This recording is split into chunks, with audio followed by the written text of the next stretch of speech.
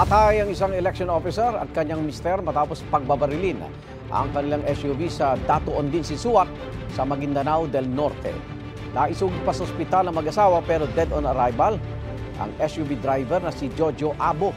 Kalaunan, namatay rin ang misis niyang election officer na si Attorney Maceda Abo. Batay sa investigasyon, papasok sana sa opisina si Attorney Abo ng Tambangan ang kanilang sasakyan. Inaalam pa ng pulisya ang motibo sa krimen at kung dati nang may nagbanta sa buhay ni Abo. Kinundo na Maguindanao del Norte Provincial Election Supervisor ang krimen. Irarekomenda naman ni Comelec Chairman George Garcia na isailalim sa Comelec Control ang Datuon din si Suat kasunod ng insidente. Sakaling aprobahan ito ng Comelec and Bank, Comelec na mga ngasiwa sa naturang bayan.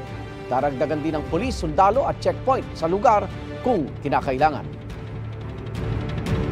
Igan, mauna ka sa mga balita, mag-subscribe na sa GMA Integrated News sa YouTube para sa iba't ibang ulat sa ating bansa.